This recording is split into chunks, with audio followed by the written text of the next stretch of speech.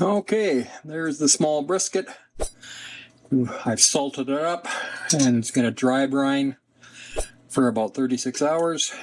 And then we're just going to, this insert fits into our stovetop roaster. So it's just going to stay in here until it's ready to cook.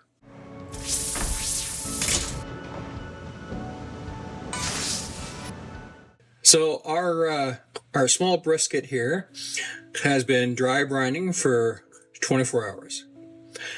Now it's got a little ways to go yet. I'm going to be dry brining another 12 hours. I'm going to be starting this cook at about 5 a.m. tomorrow morning, and then that's going to go for, I'm allowing, around a total of 24 to 36 hours.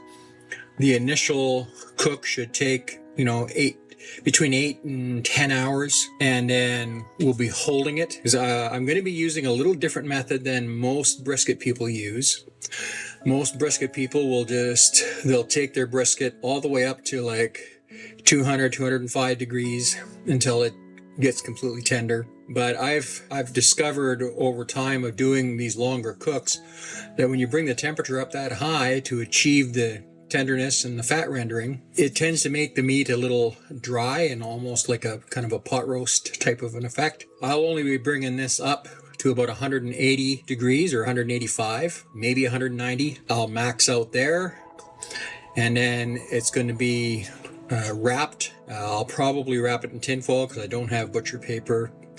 And then the temperature will get turned down to 150, and then I'm going to hold it for about 15 to 16 hours. And that should give us the full fat render all the way through, but give us that little stronger, beefier flavor that doesn't get washed out by overcooking it, and have a better texture. So that's the plan anyway. Now the reason I brought it out after 24 hours of dry brine is I want to add some liquid smoke because we don't have a smoker, right? We're just doing this on this stovetop roaster. So I want to have that capability of, getting a little smoke flavor in there.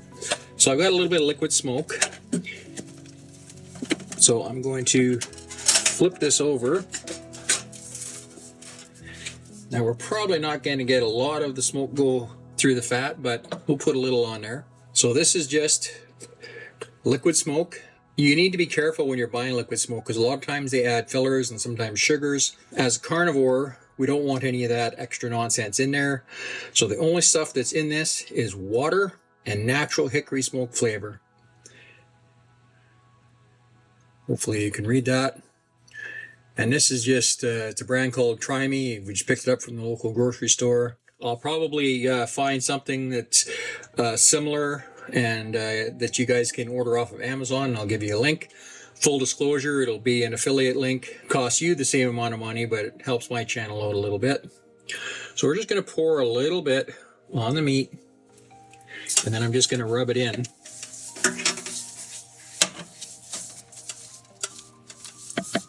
Now I actually did this type of procedure when we cured our own bacon, and you'll find the 3 videos on that bacon cure series under recipes. So this will be in that same playlist.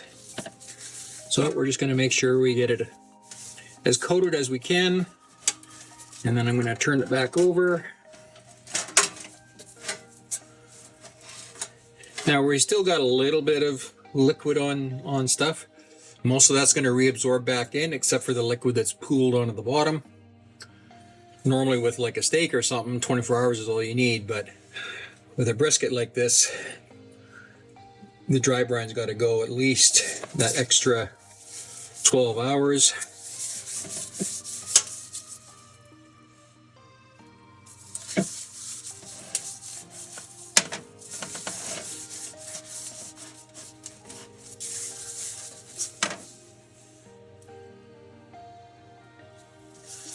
Now when we do the next brisket, I'm either going to do it in the main oven, although I don't really want to do that because I can't control the temperature like I can with this stovetop roasting oven. So what I may wind up doing is splitting that brisket into point and flat, and then I'll probably take that point and I'll do a wet brine on it instead, and then there'll be liquid smoke in the wet brine. Because I want to compare the difference between the type of flavor we get of, the saltiness throughout the meat. Is there going to be a big difference between a wet brine, say a 48-hour wet brine, and a 36-hour dry brine? So we will find that out on the next one, but we'll see how this is going to turn out. So now that I'm done spreading it on there, it's going to go back in the fridge for another 12 hours, and then I'll bring you back when we're going to put a little binder and seasoning on it before we actually start the cook. That might be 12 hours from now, but for you, it'll just be a couple moments. Good morning. It is about 20 after 5 in the morning. So we're going to be starting this brisket here. So what we've got here, this is the inner insert, and this is what we've been dry brining our brisket in. And this is the actual stovetop roaster. You can see we've got a temperature dial on the front. Now it's analog, it's not digital or anything, but it is very accurate. And the temperatures are what they say they are on here. So once I set it to something, it'll stick right at that temperature. So we're going to be starting this cook at about 225 degrees. And the first part of the cook is going to take, approximately 8 to 10 hours.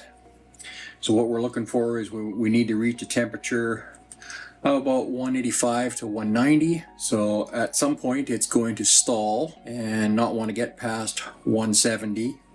And then it's going to release a bunch of moisture. And then when it finally starts rising past that, it'll happen quickly. I'll be making use of this thermometer here. So this is an instant probe. Within a second or two of inserting it, it gives you the true temperature of the meat. So we'll be using that to control our cook. We don't use time necessarily. There's general rules of thumb about how long stuff will take, but I'll be checking periodically. And for the first part of the cook, we won't be wrapping the brisket or anything. It'll just stay bare. And once the stall has gotten past, then we're going to wrap it in tin foil.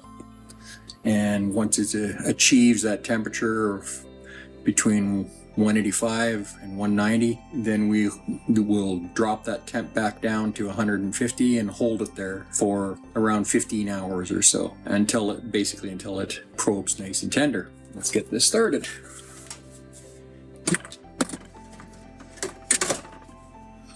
Let me grab a lid.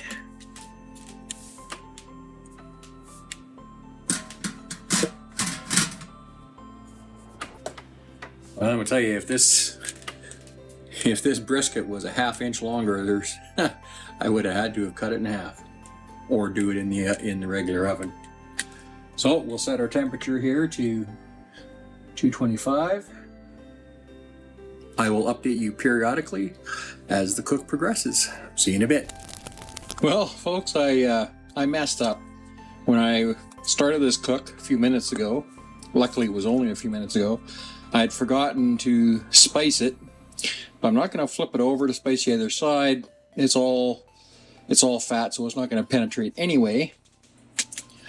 So I'm just going to go ahead and apply the spice to this side.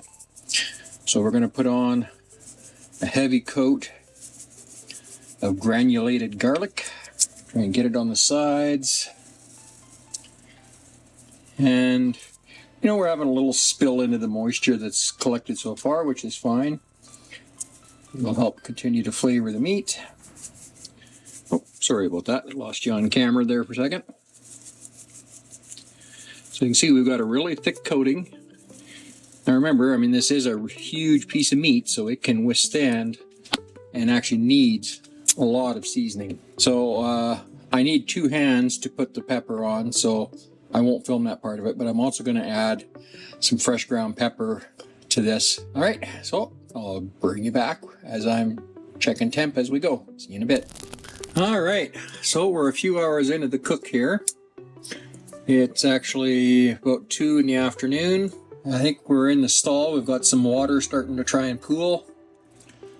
And when I check the temperature, yeah, we're 170. That's about normally where a brisket stalls. 169, and it's going to be hotter down on the flat here. Oh, actually, surprisingly, it's not.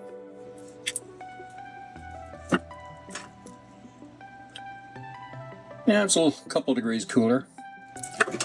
Now you'll notice there's lots of juice in the bottom, and I just actually used this to pull out about 3/4 of a cup.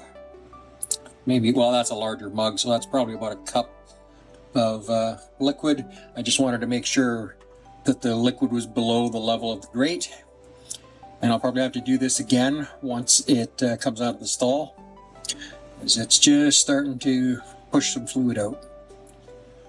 So if you look right there, we're starting to see some fluid coming out. So I believe it's coming along nicely. Oh, we'll check back in a little while. Okay, I'm back already. I forgot to mention that I started the cook at 225, which we already talked about. But once it hits the stall, then I turn it up to 250. You can go as high as 275, but the slower the better. So now it's going to cook at the 250, and then we're going to keep an eye on when it comes out of the stall. Once the stall is done, then it's going to start warming up quickly, and we want to grab it between 185 and 190. And then some of the juice I just pulled off, I'll use to baste it before I wrap it in tin foil and start the 15 to 18 hour hold. We'll see in a bit. All right, so we finally got through the stall, and at 185, I pulled it out. And before wrapping it in tin foil, I took some of the juices and drenched it down fairly good. And I also added a big chunk of butter inside there, which is going to add a little extra flavor. And now the temperature has been readjusted to 150. Now starts the long hold, somewhere between 15 and 18 hours, until when I push the probe in, it feels like it's going into a jar of peanut butter. That's when we'll know it's ready, and we'll see you then. Hi there. Well, it's time to check our brisket here, and the 15-hour hold is complete. So we're just going to probe it and make sure that we're getting the proper tenderness. And if so, then we're going to make a couple cuts and do a taste test. Yes, I know I said I wouldn't be doing these taste tests, but I've just got to do it on my first brisket cook here. So let's get started. Okay, so we're going to grab our Insta Probe here.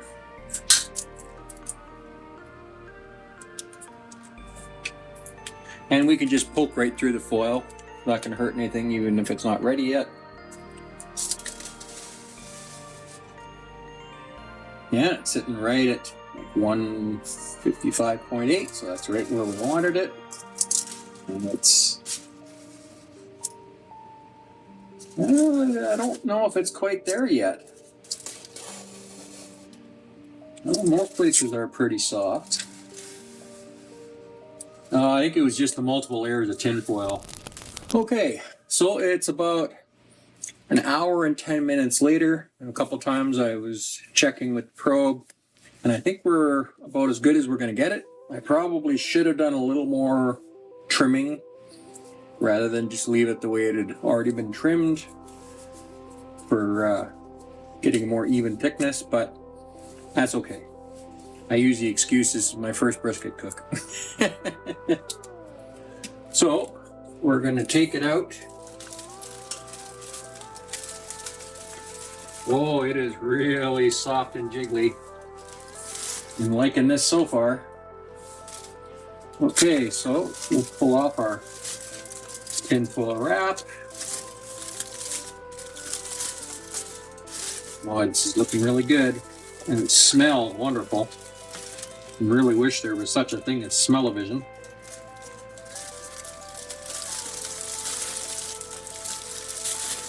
Try not to get too much grease off the pad here.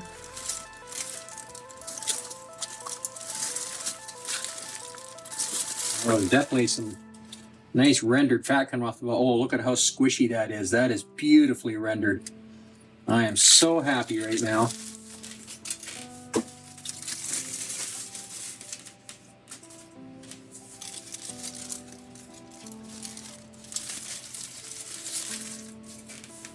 Now, unfortunately, this part of the flat, some of it's pretty soft, some of it's a little stiff.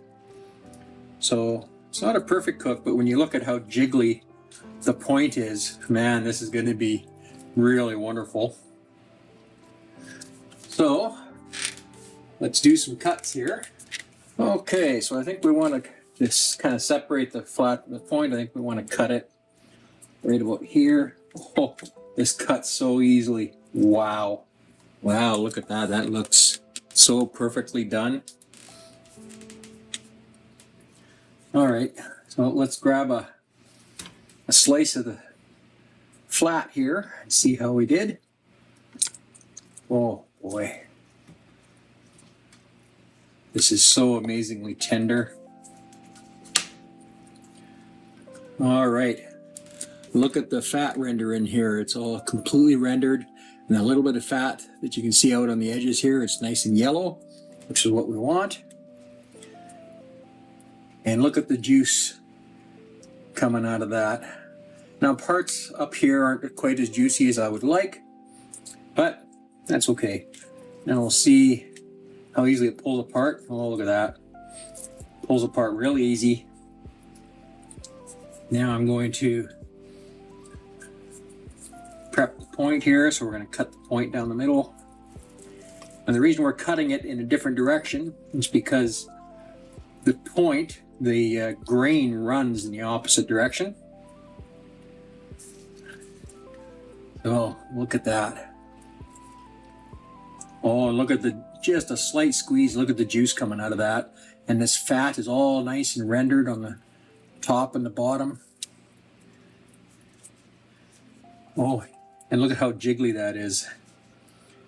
So we'll grab a slice of this.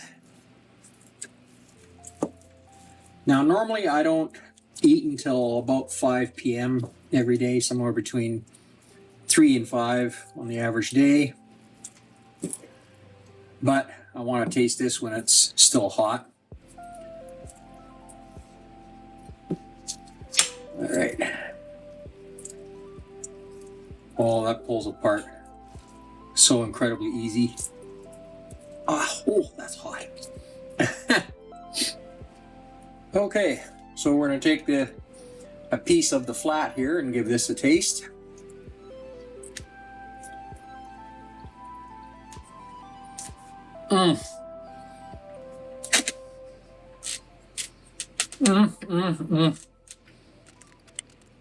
Wow. Now, the thing I really like is that even though we cooked this on the stovetop in the roaster, because I added that layer of the liquid smoke, there's actually a nice smoky flavor. Now, we don't have a smoke ring like you'd normally get, but still the flavor is incredible. And I mean, our spices were just simple. We had kosher salt, and we had granulated garlic, and we had fresh cracked pepper. Okay, so let's try a piece of the point here.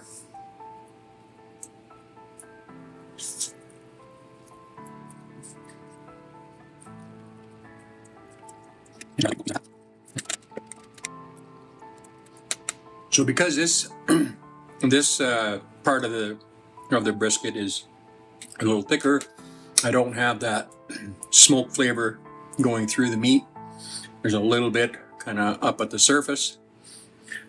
And just the very top part of that slice was actually kind of that little bit of a pot roasty effect I was talking about. But that's just the top little layer. The rest of it is still just amazingly tender and so tasty. So I think we've proven that you can do a good job with a brisket, even if you've only got like a stovetop roaster. Now you could do this in the oven, but I mean, you could do the main cook in the oven, but doing the long hold at the 150 degrees, normal ovens you can't get down to that level. Now, if you've got like a large enough toaster oven or something, you could maybe do it that way.